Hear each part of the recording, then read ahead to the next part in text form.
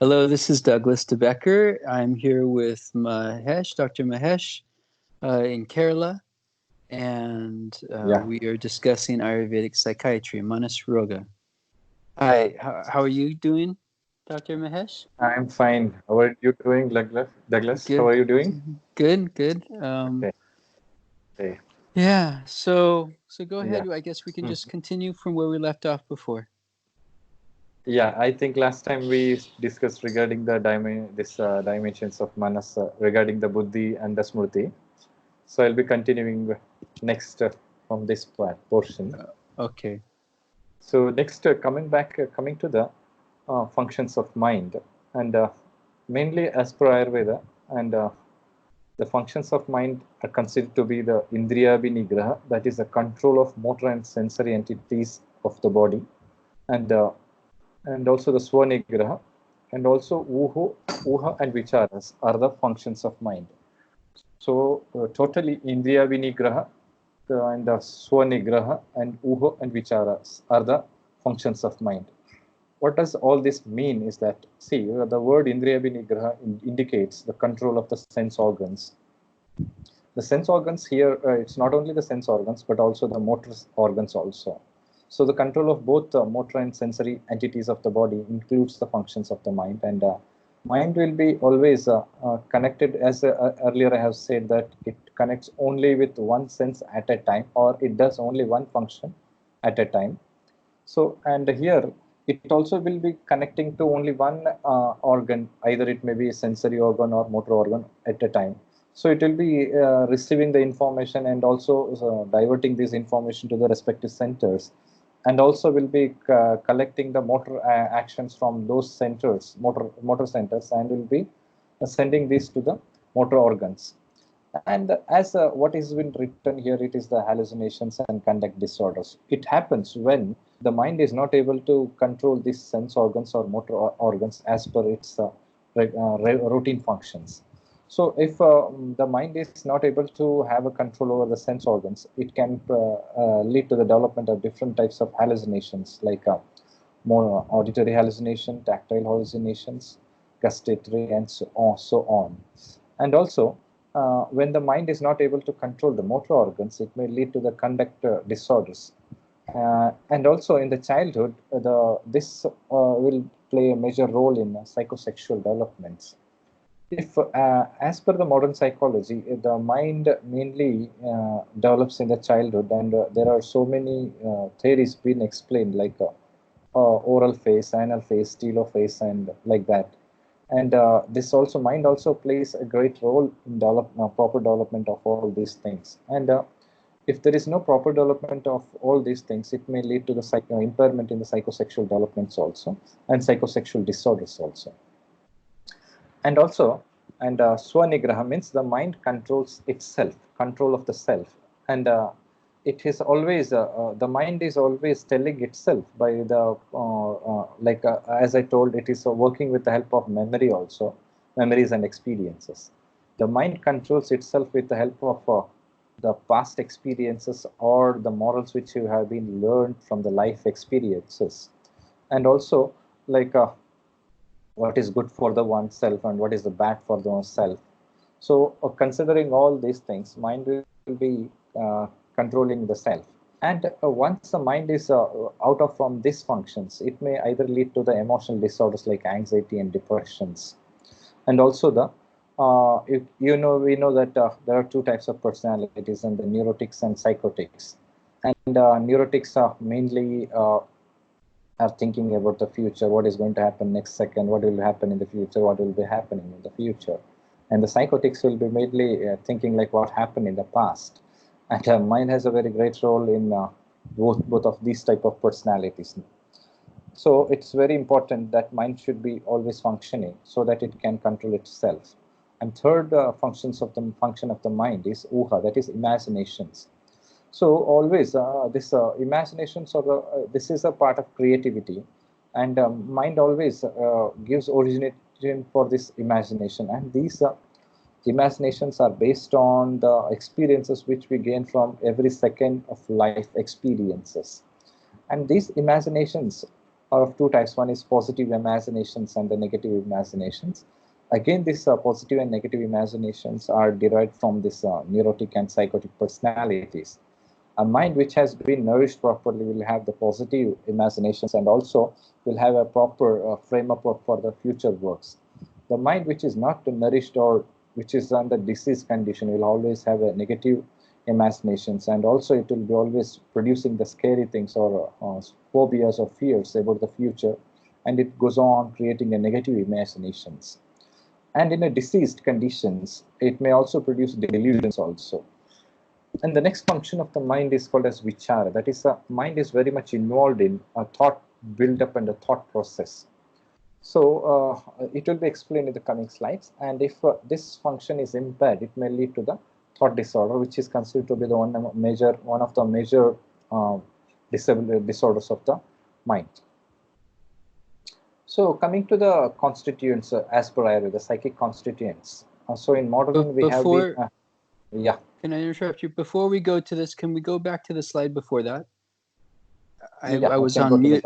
I wanted to ask a couple questions. The next one. Yeah, this one. No. Yes, the functions of the mind. So the first one, and these may be topics you'll be covering. So if you're going to cover it, just tell me. But how does one control the mind?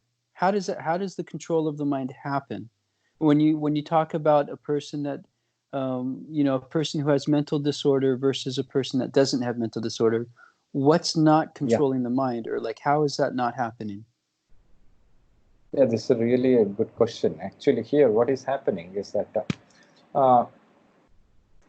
see that the mind it does not, as we have seen both from the Ayurvedic view and the modern view, that mind does not develop in one day. It is a package of experiences of the past life and the experiences of our parents, and also the time of the birth, and also the season of the birth and the place of the birth. All these are carried in the as a memory in the, or it is in the form of memory. So all this will be helping for leading a good and what you call protective life. As we know that we are living in a world where we have to receive information and act accordingly. So in all these things, the mind will be working with all these experiences which have been gained throughout the life process. And this can happen only when it is functioning, or it is being nourished, or it has been taken care, nurtured properly from the beginning. So once the mind go ahead. Once the mind is being deviated from this nurturing and caring, it converts from a healthy mind to diseased mind. At those time, all these functions will be deviated from their normal functioning. Could you say that? I apologize. Yeah. Could you say that one more time? Which part do you want? Just what you just said about nourishing the mind. When the mind is not being nurtured and nourished properly, it will deviate from its normal functioning to the disease functioning. That is deviation from its normal functions. Okay, can I stop you there and ask you, when you say nurtured and nourished, you're not just talking about diet, like a good healthy diet. And the next thing I would ask is that you're talking about something that also includes a good healthy diet, the good healthy diet lifestyle. But then I'm assuming you're talking about other kinds of nourishment and nurturing aspects other than just food and lifestyle. Yeah. Yeah, it includes everything. Food, the proper food. That is, as I have earlier explained, that the sattvika food, which is very essential for development of the sattva guna in the mind. If this sattva guna is dominant, the mind will not suffer from the variations which will happen in the nature or the living place where we are living, because a man will be always exposed to the disease-causing factor. Either it may be in the form of climate, food, or the environment where we live, or the people which we interact. But once the mind is dominated with sattva guna, it is not influenced by all these disease-causing factors. But when the sattva guna comes down, the mind gets easily influenced by these disease causing factors. So always we have to focus on this sattva guna increasing factors. So what I said, all those nourishing and nurturing factors all are aimed towards the proper development of the sattva guna. So as I said that nurturing and nourishing means, we carry the experience as per our Ayurveda and Indian philosophy. We carry the information from the past life also. And also when the conceiving happens, the time of conceiving, the season of conceiving, and after conceiving, when the mother carries the baby, the mindset of the mother and the environment where this mother who is carrying the child in her womb, that also plays a very great role in nurturing of the mind. As we can see all this, yeah. Oh, go ahead. Go ahead. I don't want to stop you. As we can see. Yeah. There we can see so much of in the Mahabharata story also we can see that Abhimanyu could hear what Krishna said to his Abhimanyu's mother about the Chakravyuha formation, which he could only hear the entering of the Chakravyuha, but he has not heard about how to come out of this Chakravyuha, which was seen in Mahabharata war. So like this, there are experiences which have been we are gaining when we are still in the mother's womb, and also after the time of birth also, and also what we say that the health of the mother also plays very much a great role in the nurturing of the mind, and the time of birth also influences the nurturing of the mind. All this decides what the mind would be. Either it would be like a satvika, rajasika, and tamasika, based on all these influencing factors. And also when the child birth takes place and how it is fed directly by the mother or bottle fed, or the mother is always with the baby, or the mother is working, or there will be children who lose their mothers or parents who have been taken care by the foster parents. And also the childhood of the how will be the childhood of the person who is, and that all will play a major role. And also we grow with many people who may be both positive people, negative people, or positive environment, negative environment, the economy, the food style, or the living style. Everything decides how, or the what will be the level of these three gunas, sattva, rajas, and tamas. Based on this, the mind goes on nurturing. So all this will decide how a mind functions. How does it control its sense organs, motor organs, and how does it able to control itself. And also, as I explained about the positive imaginations and the negative imaginations, and also the proper thought process, all this will be decided by the proper nourishment, what do you call, nurturing and the nourishment of the mind. So Excellent. whenever a patient, yeah, whenever a patient comes for help, we all collect all the history from all these aspects. Then we'll see where is the actual problem, where is the seed of the disease. So then we can really help them.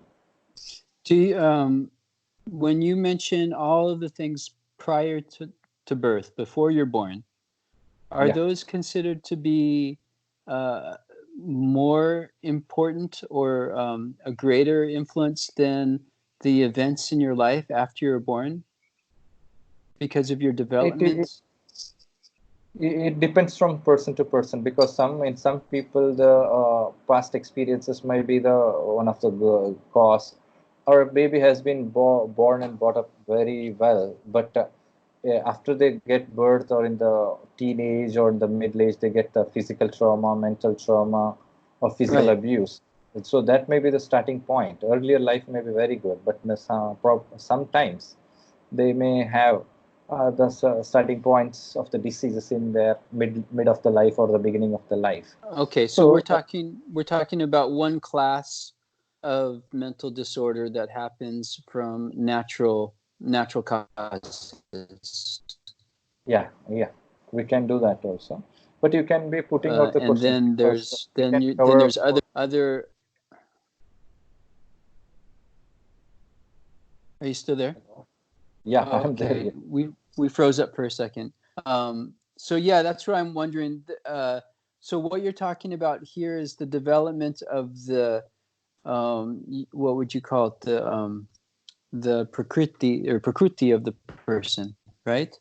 This is Yes, yes, yes, the person's natural disposition and natural mental state, and in some yes, situations, their natural mental state will end up being very sensitive and easy to go into a mental disorder because of yeah, not enough nourishment and nurturement, or nurturing and nourishing during the developmental process and during their life up to that point.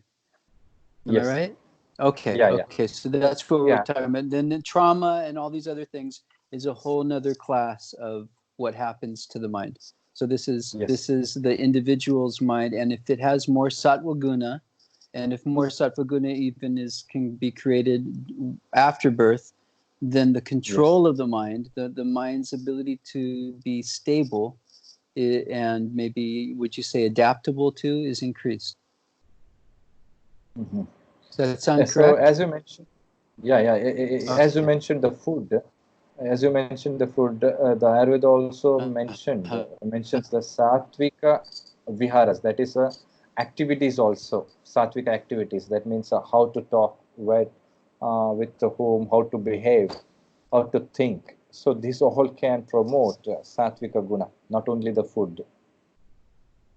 okay, right. So it's a lifestyle, basically, yeah. Lifestyle, thinking style, lifestyle, acting style, and Mm, sticking to the truth life. mm. So that all plays a very good role in proper development of the mind and proper working of the mind. So would this also explain the difference between someone that's very honest and someone that's very dishonest? Like Can someone you that's repeat the very, question? yeah, if somebody is, is very Hello, honest, that's, hello? Can you hear me?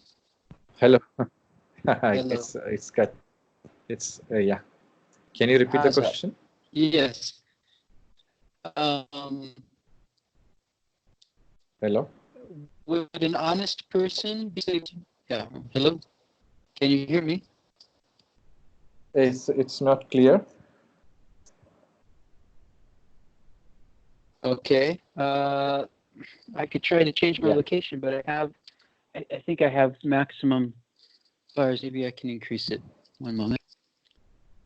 No, it's okay. Uh, it's okay now? Yeah. Okay. Yeah. Yeah. Yeah. So It's my clear. question is, would an honest person be considered to have a stronger mind?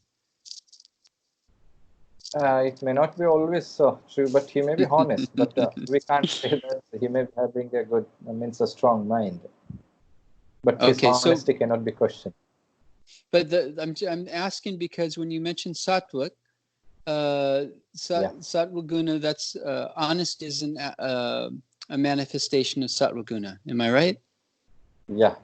Okay. Yes. So, and if sattva guna is strong, a person has a strong mind.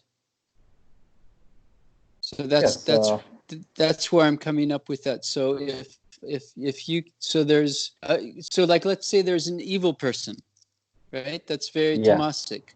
They could still have a strong mind based on Yeah. like good nutrition and like like basically nutrition and certain medicines that their mother took while they were developing that made a really Eh, strong mind, but still they don't have a sattvic mind.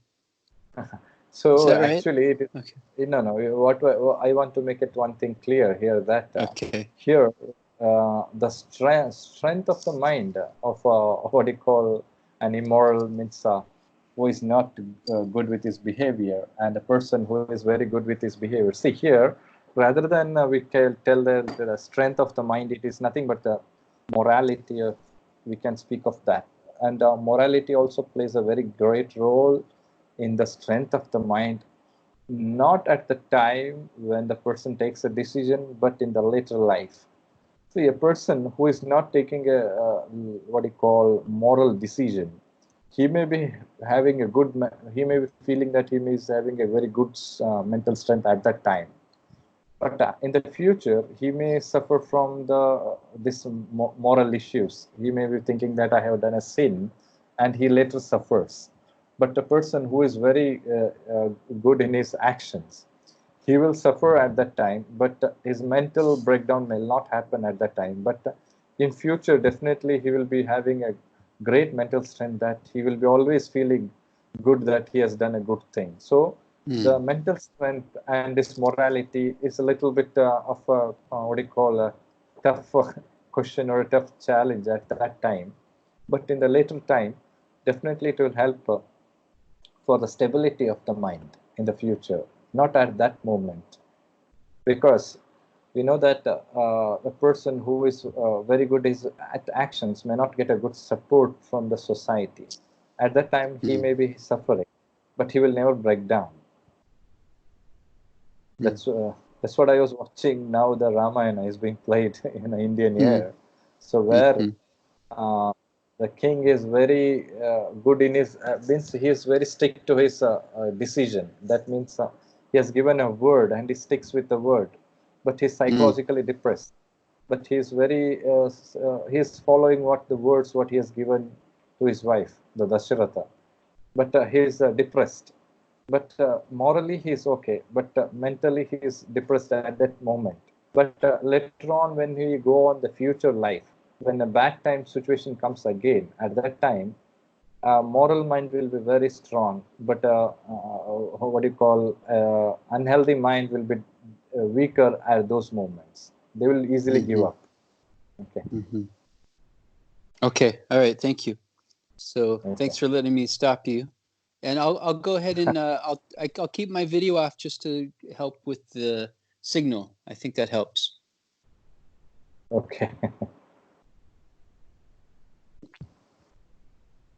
So. Okay. So what I was all I'm speaking has been explained properly in this Charaka Samhita 6th chapter in the Sharirasthana. How the mind originates and how it develops and how it should be nurtured and nourished. Okay. Hello, you're yes. there? Yeah. So, I put it on. I'm putting it on mute when I can, just to save the signal. Okay. So what is one who wants to understand complete development and of the mind as per Ayurveda, they have to study the Charaka Sharirasthana, all the chapters, word to word from starting to end. Then only they can understand proper Indian psychology and psychiatry. Okay. Well, I appreciate you doing your best to try to condense that into a few hours. Thank you. Okay. Shall I move to the next slide? Yes. Perfect. Thank you. Okay. So coming to the briefing of the mental constituents or psychic constituents, we can see as per modern psychology, there are cluster A, cluster B, and cluster C constituents or classification. And when we totally count them, there are 60 numbers. And as per Ayurveda also, there are constituents which have been divided into Sattvika constituents and Rajasika constituents and Tamasika constituents, as per Sattva Guna, Rajaguna, and Tamasika Gunas. And Sattvika Gunas or Sattvika Prakritis are like a 7. Rajasika constituents are 16 numbers, and Tamasika constituents are 3 numbers. So they are namely like a Sattvika is being divided into Brahmakaya, Mahendrakaya, Varunakaya, Kuberakaya, Gandharvakaya, Rishikaya, and Yamyakaya. So here, all these are get the name from this Indian gods. Okay, so like they're all modified with this sattva gunas, like Brahma, who is very always involved in worshipping of the gods and always following the righteous living and giving up the luxurious living, and always is truthful in his life, leading a very simple life, eating very little and sleeping very little, always dedicated his time in studying of or dedicated to learning and teaching. And Mahendra Kaya is the one who is bona fide with musical arts and other things. But he's always, even though he's bona fide with musical knowledge and strength, he's always in the righteous living. And like that, Varuna Kaya, Kubera Kaya, Gandharva Kaya, Rishi Kaya, all these are classifications of Sattva Prakriti. One more example I'll give is the last one is the Yamya Kaya. Means Yamya means this word is derived from the Yama or the god of death. So why do they give it as why do they compare with Yamakaya and the god of death? Is means as per Indian mythology, the Yama, who is a god of death, he is very stick to his words. He will never go out of his duties. Whatever is the condition, he will be always stick to his duties, and he will complete his duties. There will be some people who are very dedicated to their duties, whatever is the condition. So such people will have this Yamakaya. So all these people will be dominated with Sattvic Prakriti. And there are another six Prakritis which are dominated by Rajas Guna. And they are namely like Asurakaya, Sarpakaya, Shakunakaya, Rakshasakaya, Pisachakaya, and Pretakaya. So all these six personalities are mostly self-centered and are mainly focused for the development of the self and promotion of the self. And last, the tamasic prakritis, there are three number. One is Pashukaya, Matsyakaya, and Vanaspatya. So they are these names are being given to these kayas because these are considered to be the most like not good living animals. That is, they are not worried about the worldly living. They are only concentrated on the self, and also the destructive mentality or the destructive thoughts comes from this tamasika prakritis. So like this, the Ayurveda divides the constituents into sattvika, rajasika, and tamasika. So sattvika will be mainly focusing not on the self or the self growth, but will be always dedicated for the worldly benefits. And the rajasika, it will be prakritis or rajasika constituents will be mainly focused for the self developments, and the tamasika prakriti is always focused on destructive thoughts or antisocial thoughts or personified thoughts. So like this, we need once we have a proper knowledge of all these things, it will be very helpful for us to decide how much a treatment will be how much a person will be benefited from the treatment, or how much we can put efforts for improving a person. Suppose a person who is having a tamasic prakriti, we can only help him up to some extent. We cannot totally convert a tamasika prakriti into rajasika or sattvika prakriti. So there are two types of prakriti. One is the inborn prakriti and one is the behavior, sattvika or behavior, rajasika behavior, and tamasika behavior. But here we are speaking of is there inborn or like a birth personalities which can never be changed. They will carry it all the life.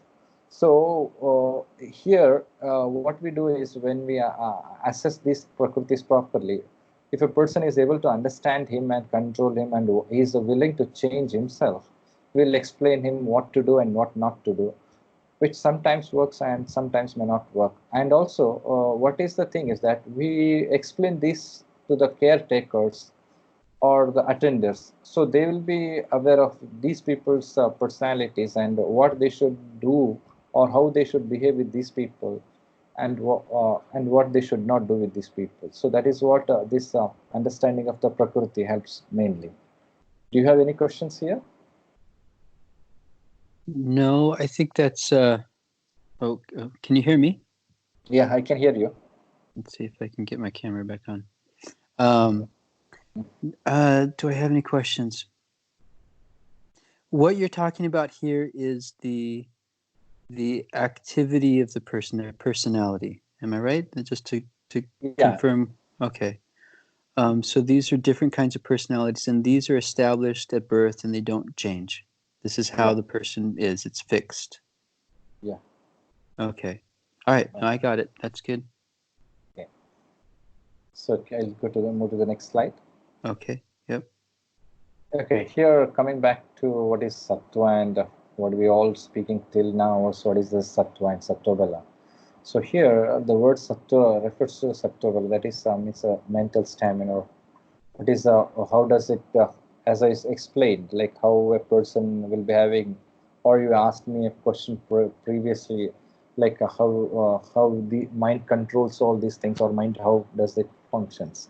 So it mainly depends on the sattva bala, which means the mental stamina, or the confidence, or the faith, and also we we discussed regarding the morality and other things. That was the word respect is been written here. And actually, as per Ayurveda, this sattva has been divided into, or the sattva bala has been divided into three types. One is pravara sattva, madhyama sattva, and avar sattva. So pravara sattva has been explained as excellent. So one who is having a very good growth history, development history, proper nourishment history, nurturing history will be mostly booned with pravara sattva. And those who are having a moderate of all these things will be having madhyama sattva. And also those persons who have a very bad luck or bad life or very past bad past will be booned up with avara sattva, that is a very poor mental stamina. And the nourishment of the mind decides how the mental stamina will be in our journey of life. If we are eating a very good sattvika food and living a sattvika lifestyle, we will be booned up with or blessed up with pravara sattva, that is a good sattva bala. Or we are following a moderate lifestyle, will be blessed with a moderate or middle strength of mind. And if we are not following a proper food style and the lifestyle, our mind will develop a negative thing and will lose the mental stamina or sattva bala. And the avara sattva is more prone for attracting the disease causing factor, or the mind will be always moving towards this disease causing habits or disease causing food or lifestyle. So this is what the sattva bala denotes. And Dr. Mahesh, I missed that. The last thing that you just said, I wanted to understand better. Yeah, avara sattva actually. So there are two things. As I said, like one, we are developing it from the nourishment and nurturing and nourishment from the childhood, and also what the food we eat and how we live decides this sattva bala or the mental staminas. And those who are having not having blessed up with proper nourishment and nurturing, and those who don't follow proper food style and lifestyle will have a weaker mental strength or weaker sattva bala, and they are more prone for attracting the disease causing factor, or they will be more prone to diseases, mental diseases. And their mind will be always moving towards all this like disease causing food style and lifestyle. They like of them more. You got these things? Yeah, I have it now. Thank you. Yeah, that makes sense. Okay. So do you have any other questions on this? No. Okay. So I will add some of these things. So when we are treating a person with a mental illness, we are mainly advising him the treatments which will remove the obstructions which are causing for the which are causing the obstruction for the proper development of the sattva bala. So sattva bala can be gained by the proper nourishment. The first nourishment happens by the food, but what we eat should be reaching the mind properly. If our food style and lifestyle is not good, the food with what we eat may not be digested properly, and it may not be nourishing the body and the mind properly. So as per Ayurveda, first we do the purification therapies, which will correct this digestive process. And then we advise them a good food, which is more dominant of this sattva guna. And also we prescribe the medicines which are also having the qualities of sattva guna itself. First the purification, then correcting the digestive process, then advising the diet which is having a good sattva guna, and also advising the medicines which are also promoting the sattva guna. So when a patient comes, we will see what is his status of the sattva bala, whether he is in avara sattva Madhyama Sattva or Pravara Sattva. So there we decide what kind of treatment modalities has to be adapted based on his prakriti and the dominant doshas. And later on, we go for a milder purification therapy or a moderate purification therapy or a stronger purification therapy. And then again, we decide what kind of medicines should be given as per his prakriti and built up. There are so many like sattva guna promoting foods and medicines, but they have to be taken as per the build-up of the person or the constituents of the person. So we see all these things, and then if the person is in our sattva, we push him to the madhyama sattva. From madhyama sattva, we push him then to the pravara sattva. Along with the treatments and the food and the medicine, we also explain the good lifestyle also, which promote the sattva guna in the person. Okay, I have a question. Are you there? Okay. Yeah. So my question is, I heard a long time ago from an Ayurvedic practitioner that in order to increase the sattva from tamasic, that you need to go from tamasic to rajasic and then to sattvic. That you have to, so you have to, if a person with a tamasic mind, you can't just detox and fix the digestion and then give sattvic herbs, or is in the process of detoxing and fixing the digestion, you're increasing the rajasic nature in the whole person. Yeah, as you said, it's right thing. We are moving from tamasic to rajasic and then from rajasic to sattvic. It's not a challenging move from tamasic to rajasic, but it will be really challenging from moving from rajasic to sattvic, because we always may not attain the sattvika guna, but we try to get the sattva gunas, but it's very difficult challenge. So it's not like palliation, or it's not, you're not like just numbing, or how can I say, cooling down a fire with rajas. It's much more complicated than that. Yeah, it's very complicated because see, there are two aspects of this three gunas. One is it's the sattva guna itself, because sattva is free from all these deviations of the emotions. A person who is really out of this worldly life only can have maybe free from all these deviations of these emotions. A person in the worldly life and the family life will be very rarely be free from the deviations of this emotion. So we all talk about moving from rajasic to sattva, but we have some restrictions, or what we say we may not be actually achieving it, but we try to do it under the limitations of how we live, where we live.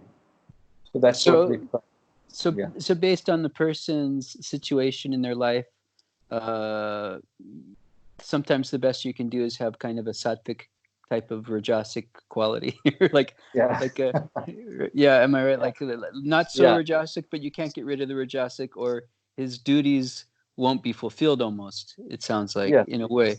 Not I mean, like, I can understand maybe in a rare situation of a sage or something, but in general, humans, they, as soon as they're getting involved in their duties, they are taking kind of an opinion about something, or a stance against something to overcome something, right? Which okay, I got it. Thank you. It's all depends on what we actually want the person to be doing. Okay, so what? Okay, so did you break something? No, I just dropped the spoon. Okay. Okay. So it mainly depends on what we actually we want the person to do.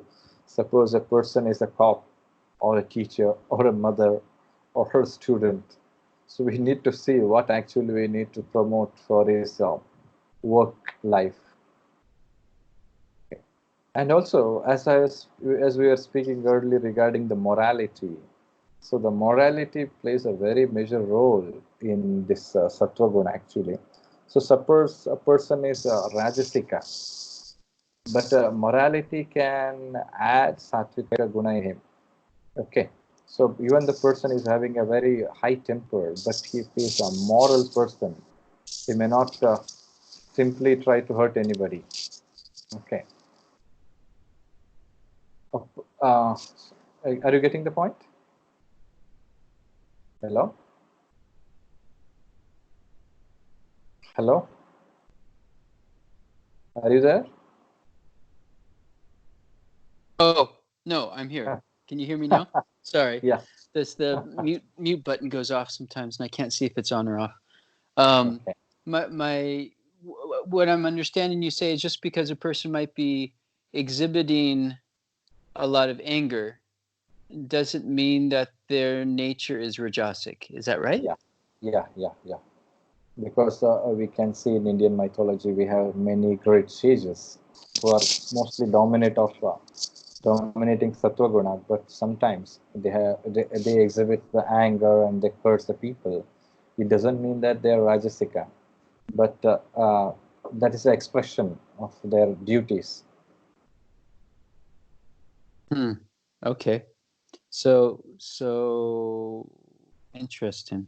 So in other words, I guess in modern terms, maybe you could say that they're purely present with their emotional state without without any kind of delusion in there, or without any kind of confusion. They're purely anger. They're purely being angry in a pure kind of sense, or a selfless sense. No, as you said, the delusions. People see, like, we all know that we can't be free from this emotional variations. But one person's mental stamina will be decided when he's about to take a decision about a major event. So the decision-taking capacity decides. Yeah, that is what is power. What is sattva guna, or whether he is sattvika guna, rajasika guna, and tamasika. So you could say that about a warrior then too. Like like if a person's going and they're killing people, they're not necessarily. I mean, in general, you'd say they're rajasic, but in some cases, based on their duty in the moment. Yeah. Like if a tiger comes to attack the family and the person picks up a weapon and kills the tiger, the person might be purely sattvic. But it is his duty that he has to protect. Okay. Understood. So this is also part of the assessment of the person, what their duties are and how they're acting in harmony with that or against that. Okay. Yeah, see, what is happening now when the people are not able to understand, see that we know that we are all having an emotional life, or what we call in the family life, we can't be totally sattvic. But are we moral or not is the main thing. What actually decides us going to a disease condition? See, suppose we are all like tamasic. Okay, we know that we can be sattvic, but if we are morally tamasic, that will cause diseases in the future. Okay, are you getting the point? No, I'm following you. You're saying, yeah, I'm following you. I haven't gotten the point yet, so I'm waiting. I'm still waiting. Yeah. See,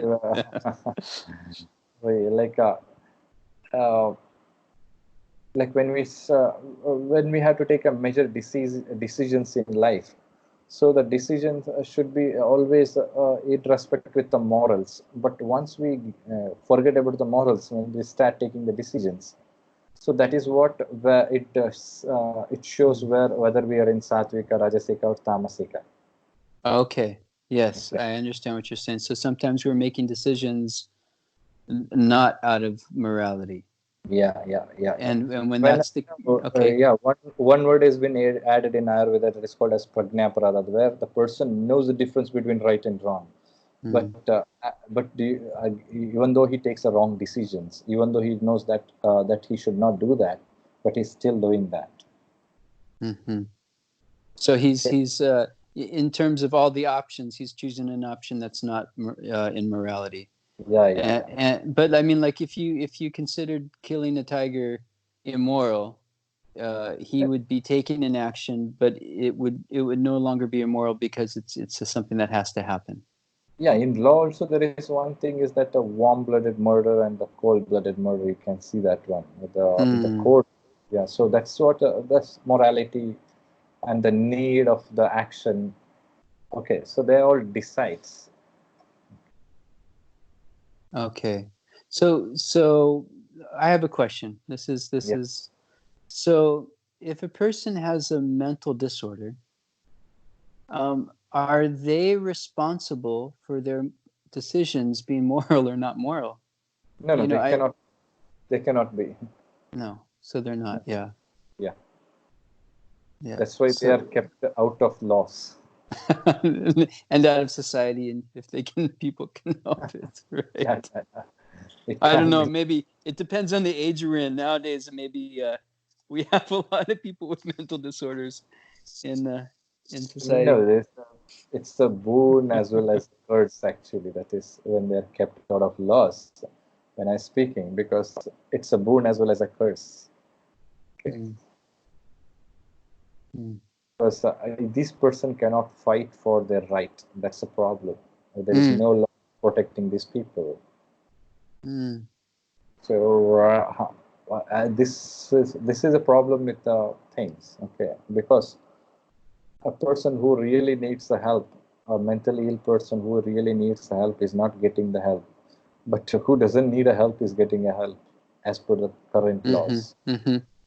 One question is, because of where like in a society, the members of the society, they almost have an agreement of certain things about what society is. So could it look to people, somebody that's very sattvic, they could look very crazy, like they have a mental disorder? So there is one thing, like we have to live as per our society. That is also there. Okay, so this is a thing. Another thing is that one of the yoga teacher was telling that if you do anything over, like yoga is there, no?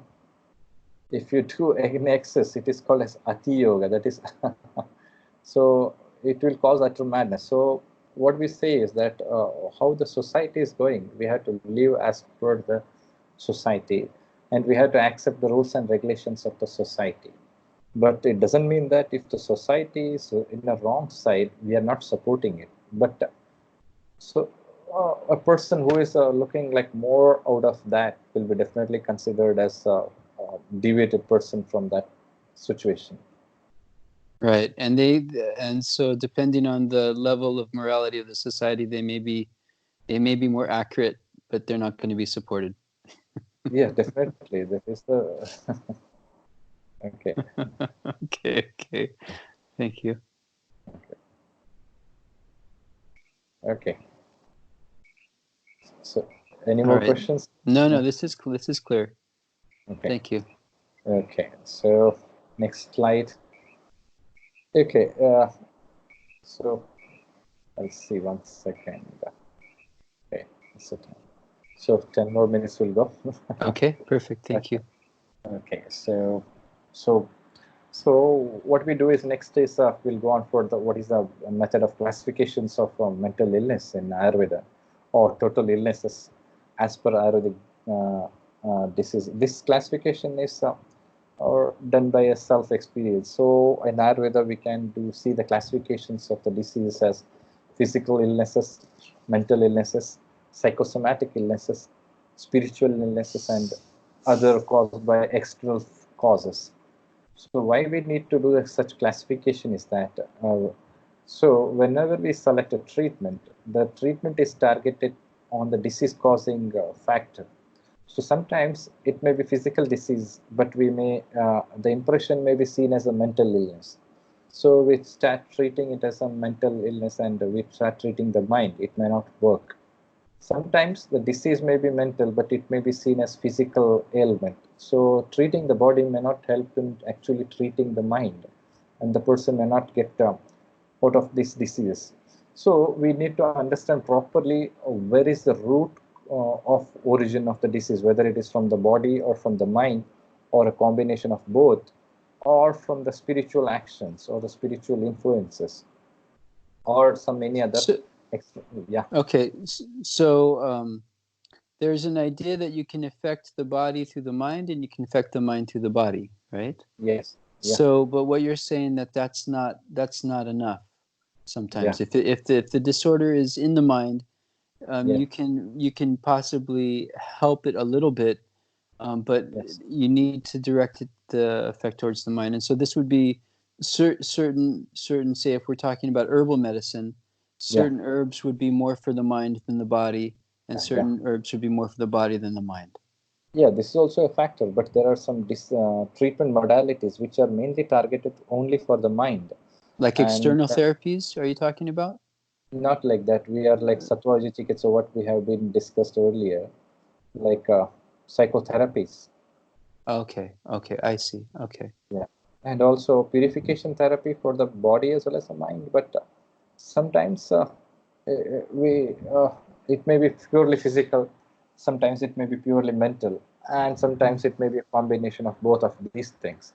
So there we may be focusing mainly the dominant of the therapies what we apply. If it is a physical illness, we mainly dominate with physical treatments. If it is a mental illness, we mainly dominate with the mental treatments associated with the dominance of psychotherapies. If it is a psychosomatic, it is equal importance is given to both body and mind. Whereas in spiritual if influence disease, we mainly, along with this psychosomatic treatments, we also encourage a person to go through spiritual help. So what you call, we have some other kind of treatment modalities which are known as Daiva Pasraya Chikitsa, and other disease, that is disease caused by any other external factors, should be treated as per the affecting cause. When you mention spiritual, if somebody's not, they don't believe in any religious thing, would you replace that with the idea of purpose? No, that's what we have discussed earlier. This Daiva Apasara Chikitsa or spiritual illnesses work only when a person has understands it or a faith in it. Otherwise, we can't tell him this to do all these things. Only if a person has a faith, or it's a faith healing. Whatever he believes, we have to go through that path. Okay. Yes, I remember. Thank you. Yeah. So this classification is very important for mainly focusing the treatments. Okay. Yes. Okay. So as per the things, totally we can simply put up all these costly factors of the diseases of both body and mind as what you call impairment in improper diet. Improper diet is just not a simple word. A diet which is not suitable to that person will be called as improper diet. So a person who is eating away from his prakriti or his supporting factors, so that may be called as an improper diet. So Ayurveda recommends to properly assess the prakriti and what is good for him and what is bad for him, and then we have to prescribe him a proper diet. And the spiritual, as we spoke earlier about the spiritual diseases, they are originated out of the karmas or actions done in this birth, or the deeds done in the last birth, and also overindulgence in anything. It may be in eating or in actions or exposure to the climatic influences or something like over exercises. So they may all cause impairment in our physical doshas, mental doshas, and the dhatus, and they may lead to the origin of the diseases. And also several or severe mental or physical stress factors, which may be like just now what we are facing, the corona or the world wars or some climatic changes like earthquakes, tsunami, and other things. They may also be the cause of the diseases. And also, if a person is living in unfavorable environment, it may be personal unfavorable environment or familial or social environment. They may all cause the diseases.